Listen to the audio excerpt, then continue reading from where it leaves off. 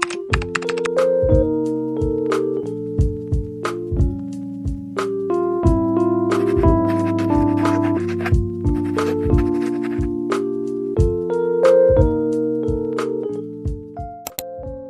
আলাইকুম। আজ আমি আপনাদের সাথে আমার এক্সাম উইকের কিছু ভিডিও ক্লিপ শেয়ার করছি। আমার মিড টার্ম এক্সাম শুরু হয়েছিল ২ তারিখে এবং শেষ হয়েছে ১০ তারিখে। যেহেতু এক্সাম ছিল আসলে সব ক্লিপ নিয়ে উঠতে পারিনি। তবুও যে ক্লিপগুলো নিয়েছিলাম সেগুলোই আপনাদের সাথে শেয়ার করছি। ২ তারিখে আমার ১ম এক্সাম ছিল এবং সেদিন অনেক বৃষ্টি ছিল। এর মাঝে আমি মেট্রোতে করে ভার্সিটির উদ্দেশ্যে রওনা দিয়েছিলাম। ভার্সিটিতে পরীক্ষা শেষে ক্লাসমেটদের যে অবস্থা তার একটু ভিডিও ক্লিপ নেয়ার চেষ্টা করেছি।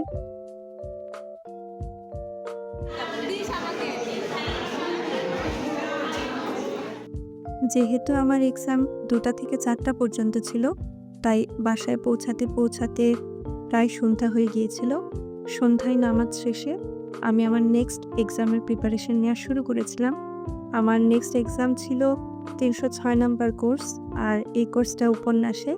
এখানে মোট ৪টা উপন্যাস রয়েছে, তার মাঝে ২টা মিড টার্মে ছিল, পুতুল নাচের ইতিকথা এবং ক্রীতদাসের হাসি। তার জন্যই প্রিপারেশন নিচ্ছিলাম, কারণ এই এক্সামটার আগে কোনো গ্যাপ ছিল না। আমার পরের দিনই এক্সামটা ছিল।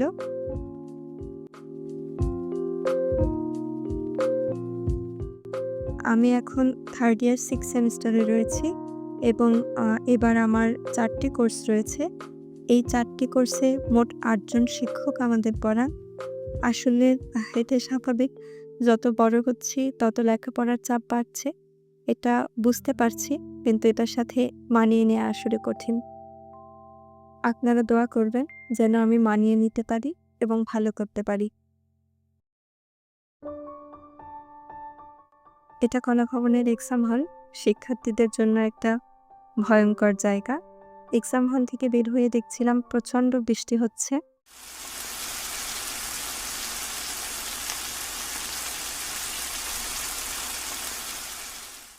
এরপর আমি হলে গিয়েছিলাম, আর হল থেকে বাংলা একাডেমিতে গিয়েছিলাম, কারণ আমার কম্পিউটার কোর্সের ক্লাস ছিল। ক্লাস শেষে আমি সেদিন রিকশায় করে বাসায় ফেরত এসেছি। এর মাঝে খুব সুন্দর কদম ফুল পেয়েছিলাম। কলাভবনের এক্সাম হল নিয়ে আপনাদের সাথে একটু মজার কথা শেয়ার করি। সেটা হলো কলাভবনের যে এক্সাম হল এটা ৫ তলায়। আসলে এই জায়গাটা বেশ গোলমেলে। এখনো যদি আমাকে ভিন্ন ভিন্ন সিঁড়ি দিয়ে এক্সাম হলে যেতে বলা হয়, আমার মনে হয় আজও আমার ভুল হবে। আর আপনি যদি কলাভবনে ১ম বার এসে থাকেন, তাহলে আপনার জন্য এক্সাম হল খুঁজে পাওয়াটা আসলে একটা দুঃসাধ্য ব্যাপার। বাসায় আসার পরে আর ক্লিপ নেওয়া হয়ে ওঠেনি। এটা পরের দিন সকালের ক্লিপ। পরের দিন সকালে আসলে আমি এর পরবর্তী কোর্স অর্থাৎ ৩০৭ নাম্বার কোর্স, তার জন্য প্রিপারেশন নেওয়া শুরু করেছিলাম। এই কোর্সটা লোকসাহিত্য তত্ত্ব এবং লোকসাহিত্যের উপরে। এখানে আমাদের বেশ কিছু টেক্সট রয়েছে, যেমন ছড়া, প্রবাদ, প্রবচন, ময়মনসিংহ গীতিকা, এরকম কিছু টেক্সট রয়েছে। সেই টেক্সটগুলোই পড়ছিলাম এবং পরীক্ষার জন্য প্রিপেয়ার হচ্ছিলাম। এর মাঝে আপনাদের সাথে একটা জিনিস শেয়ার করি। আমি যখন বলি যে আমি বাংলায় পড়ি, তখন অনেকেই আসলে বিষয়টাকে ভালোভাবে নেন না। তারা মনে করেন যে এটা এমন কি পড়ার মতো সাবজেক্ট। কিন্তু যারা বাংলা পড়েন তারা তো জানেনই, কিংবা যাদের পরিবারের কেউ পড়েন তারাও জানেন। তার বাইরেও আপনাদেরকে আমি বলতে চাইবো যে আসলে সাবজেক্টটা ভীষণ কঠিন। যেহেতু আমাদেরকে বিভিন্ন রকমের টেক্সট পড়তে হয়, তাই আসলে একটা লম্বা সময় আমাদের পড়াশোনার মাঝেই থাকতে হয়। পরীক্ষা শেষে বাইরের ওয়েদারটা এনজয় করছিলাম। আমার ৩য় পরীক্ষাও শেষ হয়ে গেল।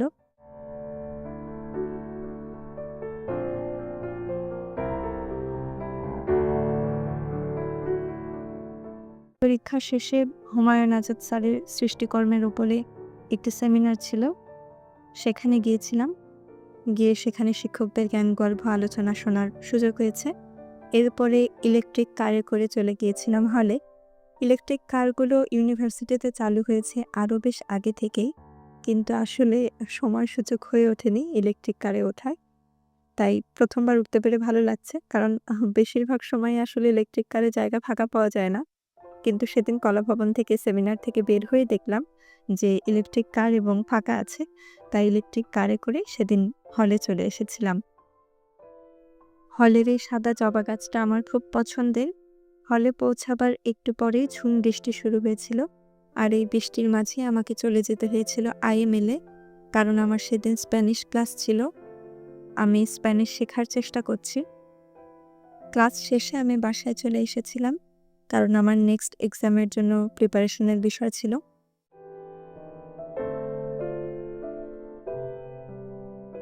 আমার নেক্সট এক্সাম ছিল ৩০৮ নম্বর কোর্স। এই কোর্সটা ভাষা বিজ্ঞানের, তার জন্য প্রিপারেশন নিচ্ছিলাম। পড়াশোনা করতে যে আসলে অনেক ভালো লাগে এরকমটা নয়, কিন্তু করতে হয়। কিন্তু তখন ভালো লাগা কাজ করে যখন আসলে কিছু প্রাপ্তি ঘটে, তখন মনটা আনন্দে ভরে ওঠে। যখন বাবা মাকে খুশি করতে পারি তখন। আপনারা যারা আমার ভিডিওটা দেখছেন, আমি বিশ্বাস করি আপনারা প্রত্যেকে আমাকে ভালোবাসেন। আর সেই ভালোবাসার জায়গা থেকে আপনাদেরকে জানাচ্ছি যে এই এক্সামের মাঝে আমার 3rd ইয়ার 5th সেমিস্টারের রেজাল্ট দিয়েছে এবং আলহামদুলিল্লাহ আমি প্রথম স্থান অর্জন করেছি। এটা ৩০৮ নম্বর কোর্স পরীক্ষার দিন সকালে। সেদিন সকালে উঠেই আমি রিভাইজ দিয়ে নিচ্ছিলাম। যে বিষয়গুলোর প্রিপারেশন নিয়েছিলাম সেগুলো আরেকবার দেখে নিচ্ছিলাম আর কি।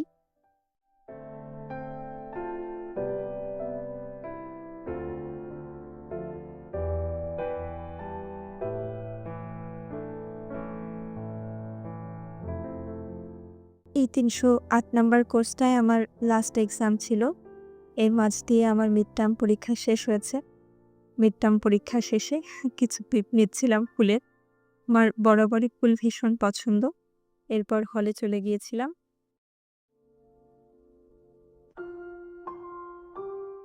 আপনারা যারা শেষ পর্যন্ত ভিডিওটি দেখেছেন তাদের অসংখ্য ধন্যবাদ, এবং আগের ভিডিওতে যারা আমার চ্যানেলটি সাবস্ক্রাইব করেছেন তাদের প্রতি আমি বিশেষভাবে কৃতজ্ঞ। And thanks for watching.